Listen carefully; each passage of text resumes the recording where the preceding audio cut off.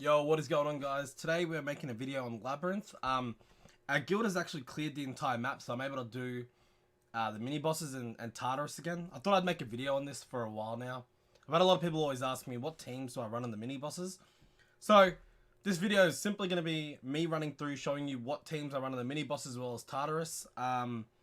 Just to give you guys an idea about what you can build. So in Kai, what I've tried to do, guys, is I've tried to ensure all our members always push their limits.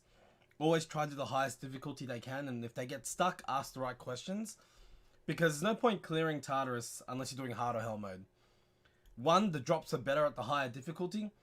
Two, it's more efficient to try to do a higher difficulty to help clear the map and try get pretty quick clears. As you can see through our records, you'll see that we usually get double S or triple S quite regularly. So it's working for us. I just thought, let's make a video on it real quick and show you guys what we actually do. So I'll go through the mini bosses first. So we'll start off with the fire boss. My team here is pretty straightforward. It is Bale, Galleon, Wusa, or an immunity source, Miang to extend that immunity so you never run out of immunity, and then another damage dealer in the form of Tail for me personally. So it's a standard BJ5 Bale. Tail is on a pretty standard Swift Blade build. Galleon is on Shield Will Fight. Miang is on a pretty standard Violent Endure set by the looks of it, yeah. And then Wusa is on a pretty standard Swift set. So nothing really outrageous. The stats don't need to be as high as what mine are, and I'll show you guys why. So just making sure we're on. Oh, it's okay. Luckily we didn't start that. All right, here we go. Hell mode, level 75, just to make sure. We'll get it started. So the purpose behind this team here, and the reason why I run Miang with the Wusa, is so I can ensure I get immunity at all times. Pretty important aspect of this team, to keep up that immunity. Otherwise, it can get you into a bit of trouble. So what we're going to do here is we're just going to quickly work through these earlier stages. It's nothing too special. Just nuke them down. It's probably best to target the towers first. They seem to do most of the damage, so if I could just nuke them down like that. Try to put a glancing on here. No glancing. Okay, armor breaks my Galleon, which can be a little bit scary. But I think we're fine. We'll just poke here. I think I'll actually burn my Miang heal so I can get rid of the armor break. See if I can sleep the tower. No tower slip. Okay. Armor break lands on Wusa. I think this is fine. Just gonna armor break this thing. Go for the third skill. The only skills that you really need to be careful of when you're approaching the boss stage is really Wusa's immunity and Galleon's third skill. And you gotta make sure your Bale doesn't die, obviously, beforehand. So I'm just gonna try and nuke this down. I didn't get the nuke, so he's gonna move beforehand. Bale is getting pretty low here, so I'm just gonna use the heal because it's not too bad of a time to use it. We don't really need the heal too often at this point here. So now it's a good idea to see what the side towers are. So we've got Violent and we've got Will. So what we're going to do here is we're going to pop the immunity. Give my Bale some stacks. Get him to max stacks. Alright. Now we've got armor breaks on everything. So I actually do Tail third skill here on any tower. It doesn't really matter. Focus one of the towers. Get rid of it. Miang. I don't know if my Miang does enough damage, but we'll find out. So Miang does enough damage. She procs so I can do the heal. The unfortunate thing about procking there is that now my Bale's going to move after the boss moves. We get rid of two sections there. Violent Will again, so I'm just going to target the left tower, get rid of the Violent tower. Poke the right tower, just keep poking away. So it doesn't really matter. He's going to get Will, it's fine. It's okay. So we only got 3 stacks on Bale. I like to suggest to always expend Bale's stacks. There's no point saving his stacks, so I'm just going to burn it out here. Because we will get it back again anyway. So I'm just going to burn all of my skills. Alright, Wusa gets the immunity back up. Alright. So I'm just going to... So there's Rage and Revenge. Now, Rage only works if you get a dot on your team, right? So continuous damage, it instantly defeats your team if you have a continuous damage on your team. The likelihood of that happening with this team, with the constant cycling of immunity between Wusa and Miang extending buffs, is really low. So my focus here is actually the Revenge Tower to reduce the amount of damage we take. I'll buff that up now to extend my buffs. And then I'll put down the armor breaks. Bale should clear up everything here. There you go. Gets rid of all the towers. Even pushes the boss below the tick marker. And that is it. So Fire Boss is pretty straightforward with a team like this. Tail can be replaced with any AoE damage dealer. Like Julie could work in his place. I would even recommend a unit like Beth, Alicia. Those sort of units can work. Even Theomars, you don't even actually need an AoE damage dealer. It helps, but it's not the end of the world if you don't have one. Focus, will, tolerance. I'm going to take the focus. The will here. HP % we'll just carry that. We're going to skip the water one for now. We'll go straight to the wind. The wind is also a Bale-based team. So I call this the BJ5 equivalent team to a certain extent. So I run my BJ5 Bale. I run my BJ5 Shiner. And then 3 other units. So an attack buffer. So Colleen. Feng Yan as a backup armor break. And Gara is just there for more damage. So that's the structure of my team. 2 armor breakers, the attack buff, Bale, and an extra damage dealer. So the idea here is to try stun up one of the towers. I didn't get a stun there, so that's kind of unfortunate. Just get rid of one of the towers, give my Bale some stacks.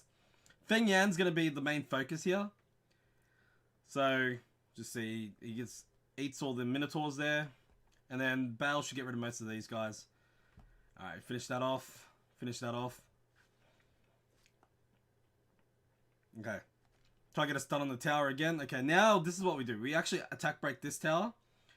Reduce the amount of damage it does to my team. Well, luckily I got a Feng Yan proc there. That works out really well for me. So what that means is my Bale isn't in danger of dying. So what I'll do here is I'll just poke one of the Minotaurs to get an armor breakdown. Do the Bale, why not? There's no risk in doing it right now. So we'll finish off the tower. We'll finish off the Minotaur that provoked. So it's just working our way slowly towards the boss. Finish it off. Attack break. It's whatever. I could have used the skill there, but it's okay. Doesn't really matter. Alright, so this is where it's really important where you got to make sure you do the right thing. So we've got Rage Will. Honestly, I target the Rage because it kills the unit with the lowest amount of HP. So what we'll do is we'll just heal up. We'll armor break, but it's not the end of the world if we armor break or not. We just go for the nuke. Pop, pop, and that... Oh, we didn't actually get the kill on the right tower because I missed the crit. BJ5 Bale is kind of risky because the crit rate's so low. But we have the follow-up of Gara to clean up. So now, since he has nothing up, now we just have to land an armor break. So I'll actually do Calm Mind here. Land an armor break. I'll do first skill here, but this is going to probably bring it below the 25. No, it doesn't. Okay, so beautiful. So we're going to be able to capitalize as much damage out with Bale here as possible. And we get it down to the last tick. So we don't even need to target the towers. We can just go straight for the boss because of how much damage we dealt. And there we go. That is Hell Mode done on Wind. I almost was worried that the difficulty changed. Despair Enhanced Blade. I'm going to go for the Despair Rune. And we get a Speed Rune. So a Speed substat. So we can roll that rune. Okay, so now Water is a little bit different. Water, I run the Wusa Miang combo. So for infinite immunity. And then I got Tail and Tesha. 2 AoE damage dealers. As well as the Shield Will Fight Galleon. The reason why I don't run a Violent Galleon is because I don't want it taking up all the turns. I'd rather Miang proc and provide the extension of the heal and the extension of the buffs, essentially. So, turn 1 is pretty much the same approach that we did for the Fire Boss. Save the Wusa buff. Tail nukes everything. Okay, didn't really nuke everything, but pretty close. Tesha cleans up. Sorry, don't mind me. I've still been sick. If you guys didn't see on the stream this week, I got sick because of the weather changes that were happening in Melbourne last week. One of my brothers got sick, and then I ended up catching it off him. We ended up catching the cold. So, just kind of dealing with that at the moment. So, we'll just finish off these towers. Poke down this one. I'm actually going to do a second skill here to finish off the tower. Rather than risk wasting my third skill there in case it doesn't kill. So, now we just wait. So these teams are pretty straightforward. Can you auto with these teams? It's kind of risky to auto. I find it easier and it's definitely a heck of a lot safer. Just to manual them, as you can see, it doesn't really take me that long to clear through these bosses. Okay, I'm going to do this third skill here now. Just going to crit the left one. Okay, there we go. We've got the crit. Can I sleep? Beautiful. Now just go for the score here. And now we just poke, poke, poke, poke. Okay. Alright. So now what we do is we do the immunity buff. So now we've got Rage and Focus. So Rage only kills if you're frozen. Focus actually can freeze you through immunity. So the scary one is Focus. And we didn't armor break it. So I need to actually expend all my skills here on focus so I can make sure I get it down. So I'm actually going to do the third skill here because it should kill. And then I hope my Wooster does enough damage to kill the left tower. No, it doesn't. We're going to get the crit. So Rage is not going to really do anything to me here. Because we have permanent immunity. So let's just get the armor break. I'm going to extend our buffs here so my tail keeps these buffs. We're going to expend our second skill here to break the boss down. So now we've got Rage and Will. I'm actually going to target the Rage tower with Squall. Work down the left tower. There we go. Left tower's gone. Am I going to be able to kill the right boss? I mean the right tower? Probably not. So I'm just going to start targeting the boss. And the issue here is that my tail has actually procced out of his immunity. He gets 2 turns frozen. So it's worthwhile noting that. I'm going to put up the immunity here. No armor break can land because of the fact that we are... the boss has the will. So anyway, here we go.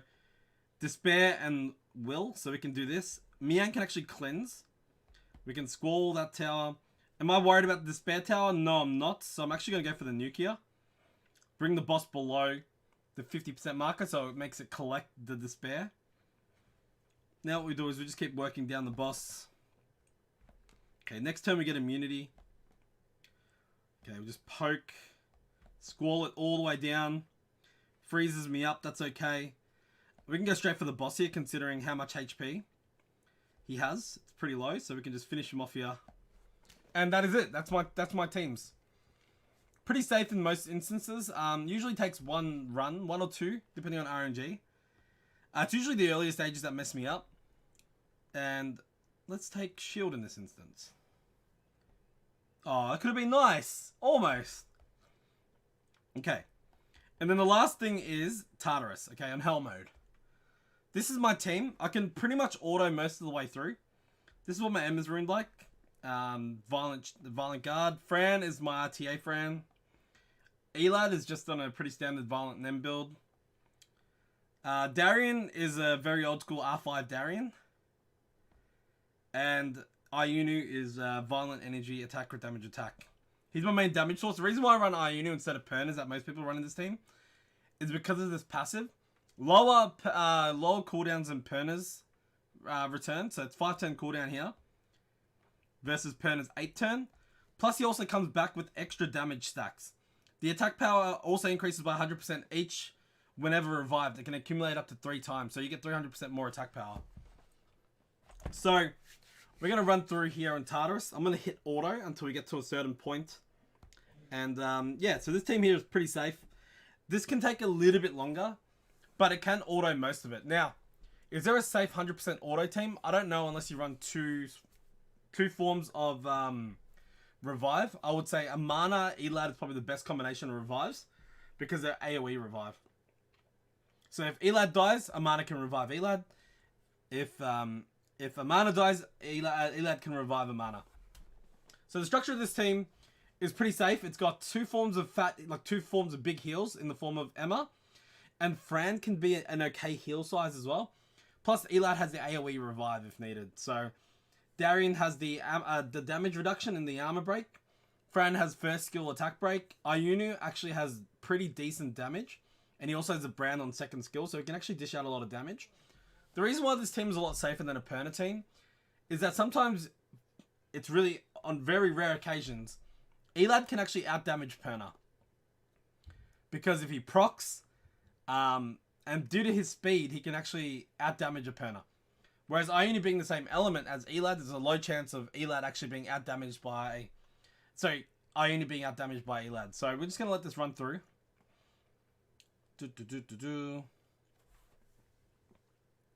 And yeah, you guys will see, this is my safe team essentially. Alright, so we see all our heals are wasted already before we even got to the last stage. No armor break landing there from our trusty Darian. I think I need to ideally build these guys on 55 accuracy.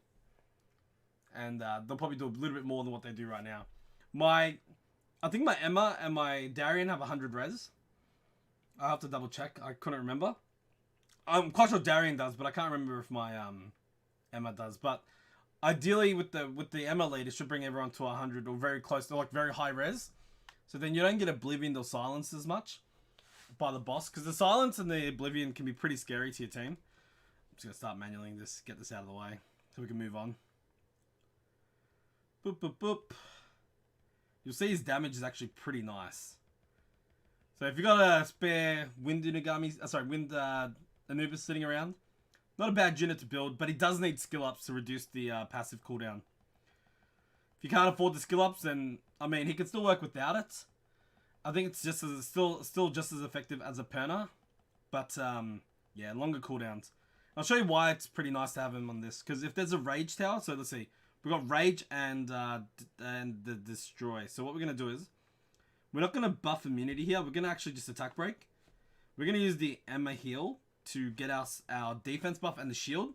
What that means is that the Destroy actually won't impact us as much as oh well, it's gonna hurt my doggo now because he got yeah, he shook off his defense buff and the shield. So anyway, we'll just work down the right tower. It doesn't really matter. Rage Tower is probably gonna kill my doggo here because he did proc. And let's see who dies. Yep, there you go. Doggo dies, comes back.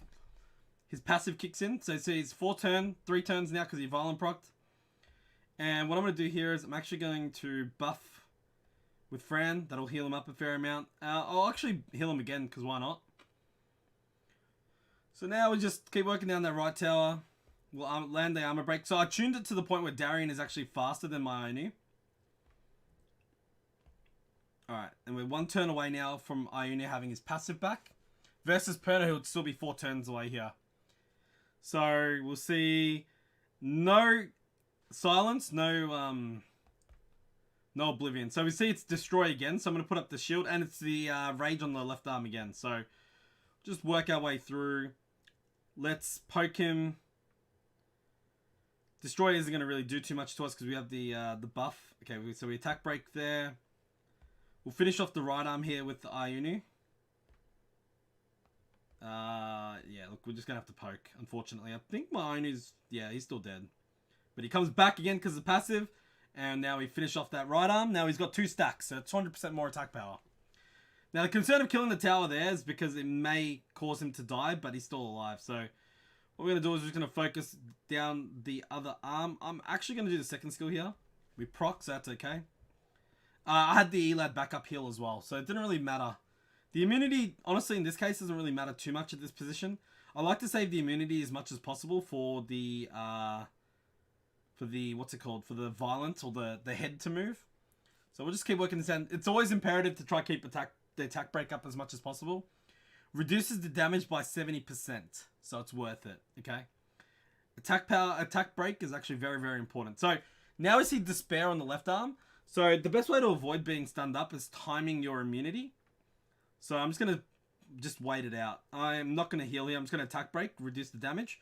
I will actually heal up my Fran here because why not? So Fury blows. Now we just keep working down. Now what we could do is next time Fran moves, we will actually buff the immunity. And now Ionu should be able to kill it actually. Oh no, we didn't get a crit there. That's okay. We got a violent proc. We see the end of that arm. Now what we got to do is now we're going to be careful because when you break both the arms, there is a phase now that reduces your HP down to 1 hit.